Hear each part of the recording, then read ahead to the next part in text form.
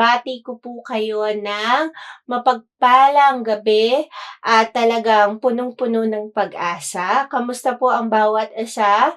And huwag mo pong kalimutan na i-share po ito sa inyong Facebook wall, sa inyong mga loved ones para marami pa po ang makapakinig ng Word of God at patuloy na buksan mo ang iyong puso, ang iyong isipan sa Word na mapapakinggan mo ngayon.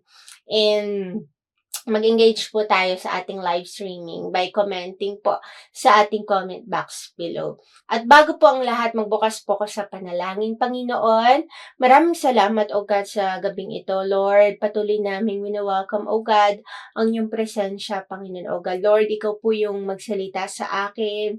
I pray, O God, na ang lalabas po sa aking bibig, ito lamang po ang gusto mong marinig ng mga tao, Panginoon, O God. Lord, patuloy na ihanda mo rin, Lord God, ang puso ng mga nakikinig sa gabing ito, Panginoon, O God. Continue to bless their heart, O God. Continue to bless their life, O God. At Lord, yung word na mapapakinggan po nila ay maging enlightenment, O God, maging encouragement, O God, sa kanilang mga buhay. Maraming salamat in the name of Jesus Christ. Amen and amen. So, good evening again. At ang ating pag-uusapan po ngayon ay makikita sa Isaiah chapter 43, verse 18 to 19. Sabi po dito, forget the former things, do not dwell on the past. See, I am doing a new thing. Now it spring up. Do you not perceive it? I am making a way in the wilderness and stream in the wasteland. Sa Tagalog po, ito ang sabi niya, ilibing mo na sa limot at huwag nang alalahanin pa ang mga nangyari noong unang panahon. Masdan mo, ako ay gagawa ng isang bagong bagay. Ito'y nagaganap na, hindi mo pa ba makita? Gagawa ako ng isang daanan sa gitna ng disyerto at magkakaroon ng ilog sa lugar na to. Kaya ang title po ng aking topic ngayon, Greater things is yet to come. Ayan, ang ganda. Greater things is yet to come. So, sino dito yung nakakaranas na parang feeling niya nasa desert siya? Yung desert na yun parang pakiramdam niya ang dry ng buhay niya. Parang pakiramdam niya walang nangyayaring magaganda sa kanyang buhay. Pero alam mo ba that God is making a way. Ayan. God is making a way in your life and greater things will come in your life. And greater things is yet to come. Meron na pong ginagawa ang Diyos. Hindi mo pa ba yun nakikita? Hindi ko pa ba yun nakikita?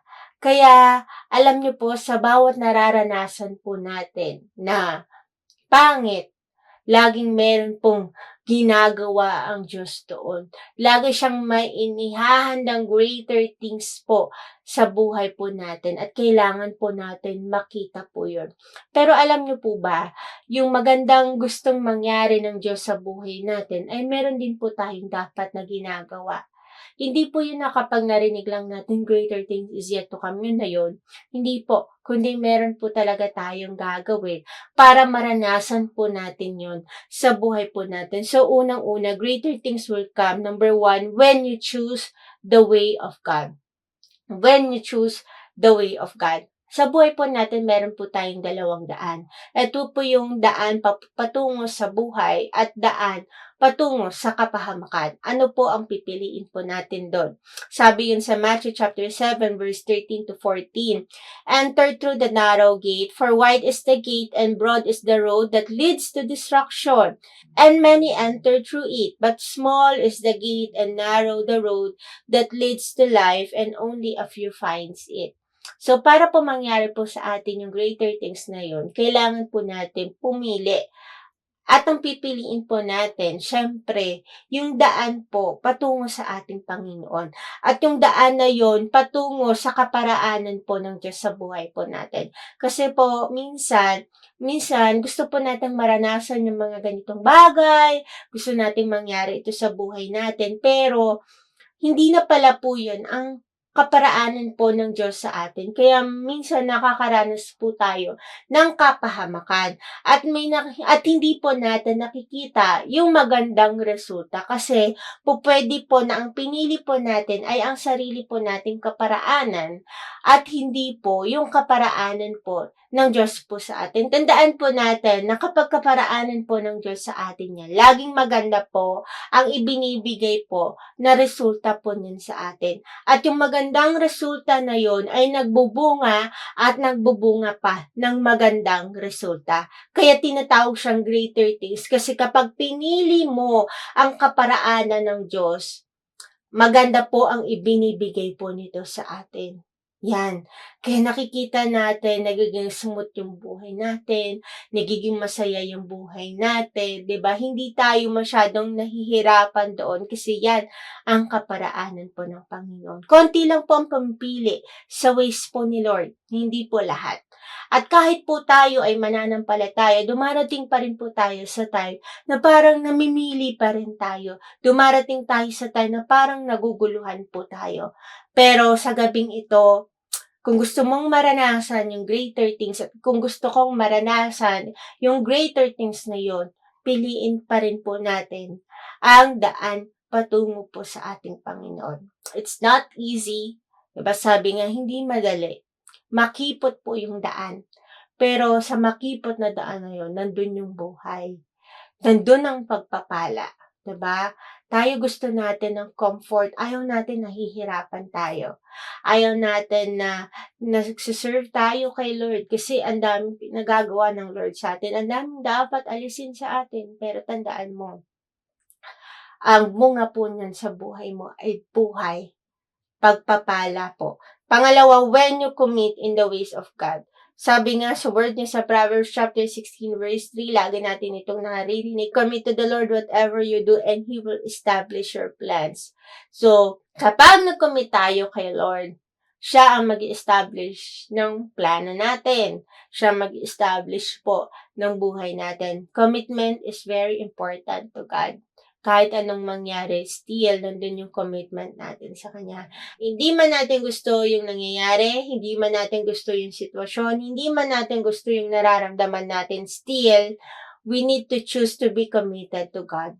'Di ba? Kahit anong mangyari, i-commit natin yung sarili natin sa gusto niya. 'Di ba? I-commit natin. Kasi nandun yung susi para maranasan natin yung greater things sa buhay natin, we need to commit to God. Kung aalis tayo sa commitment natin kay Lord, ang mangyayari po sa atin ay hindi maganda. 'Di ba? Alam natin mapapahamak po tayo. Minsan nawawala tayo ng wisdom. Ayan. Minsan na kinocommit natin yung sarili natin sa mga trabaho, hindi naman po masama yun. Kinocommit natin yung sarili natin sa tao, hindi rin naman po masama yun. Ang masama po doon, kapag sobra yung commitment mo at mas committed ka na doon kaysa po sa ating Panginoon. So, greater things will come when you commit in the ways of God. Sa gusto po ng Panginoon. Kung ano ang step, kung ano ang rules na binibigay po ng Panginoon, doon tayo mag-commit. Yan. Yun po ang susundin natin. Wala nang iba. Dun pa rin po tayo. Mahirapan ka man, masaktan ka man, hindi mo man gusto yung gusto ng Panginoon. Pero, piliin po rin po natin na yung commitment po natin sa Lord ay hindi po mawala. Tulungan at kahabagan po tayo ng ating Panginoon. So, pangatlo, greater things will come when you live in the ways of God. Kapag namuhay ka sa kaparaanan ng Panginoon. Siyempre, napakahalaga na ipinamumuhay po natin kung ano po ang gusto po ng Panginoon. At yung obedience po natin kay Lord, yun po yung magpapala sa atin. At yung obedience po natin kay Lord, yun po ang magdadala po sa atin sa magandang plano ng Diyos sa buhay po natin. Kaya nangyayari po yung greater thing sa mga taong obedient. Yan, sumusunod sa kalooban ng Panginoon. Kaya sabi sa Deuteronomy chapter 5 verse 33, walk in obedience to all that the Lord your God has commanded you so that you may live and prosper and prolong your days in the land and you will possess. Diba? Sabi ng word yun. Kaya, sa pamuhay po natin, ang kaparaanan po ng Panginoon, ang gusto po ng Panginoon, let's obey God. Let's do His will. Kailangan mamuhay tayo sa gusto ng Panginoon. So, pili na natin ang ating mga sarili. Kailangan ang ipabuhay natin yung gusto ng Panginoon at hindi yung gusto ng mundo. Marami po nangyayari po sa mundo na yun ang nagdadala sa atin para yun ang sundin. 'Di ba? Pero dun pa rin po tayo kay Lord. Ang sundin pa rin po natin yung gusto po ng Panginoon. At ang isa pong muhay pa rin natin ay ang kalooban ng Panginoon. Let's live the ways of God. Mamuhay tayo ayon sa gusto ng Panginoon. Mamuhay tayo katulad ng kay Kristo, 'di ba? Na punong-puno ng pag-ibig, pagpapakumbaba, 'di ba? Talagang ang sumusunod sa Panginoon ay doon pinagpapala. Yun.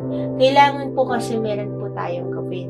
Kaya may mga nangyayari po din minsan sa atin na hindi po maganda. Pwede po kasing ito po ay resulta ng mga gawa po natin. Diba? Kasi ang plano po sa atin lagi ng Lord ay napakaganda eh. Pero bakit laging parang matumal yata? Lagi po natin tignan po kung kamusta po tayo, paano po ba tayo mamuhay.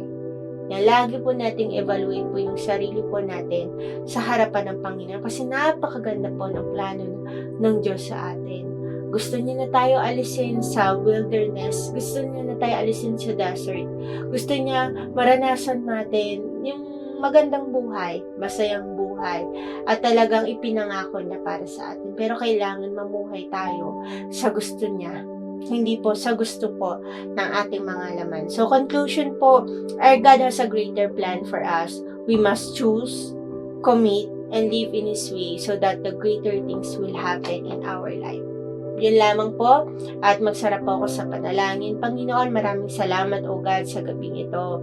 Salamat o God dahil patuloy na nararanasan po namin yung kabutihan at pagkilos mo sa buhay ng bawat isa o God. Lord, continue to open our eyes spiritually o God para makita po namin o God yung mga ginagawa mo na po sa aming mga buhay o God. Lord, I'm asking for your grace and mercy, O God, para, Lord God, mapili po namin lagi ikaw sa buhay namin, i-commit po namin yung sarili po namin sa iyo, O God, at isa pamuhay po namin kung ano po yung gusto mong isa pamuhay po namin, O God. Lord, forgive us, O God, kung nagdidwell kami sa past namin, sa mga weaknesses po namin, sa mga kasalanan po namin, O God. Lord, forgive us, O God. Lord, lagi mong ilagay po sa puso namin, O God, na lagi pong may magandang plano ka po sa aming mga buhay, Panginoon. At ang lagi mong plano po sa amin, O God, ay greater things, Panginoon. Kaya, Lord, maraming salamat po sa word mo, Panginoon. Lord, maraming salamat po. At Lord, dalangin ko na ang bawat isa ay patuloy na makita, Panginoon, yung mga pagpapala na inilaan mo sa kanilang mga buhay. Maraming salamat, O God, sa gabing ito. Salamat sa iyong salita. To God be the glory in the name of Jesus Christ. Amen.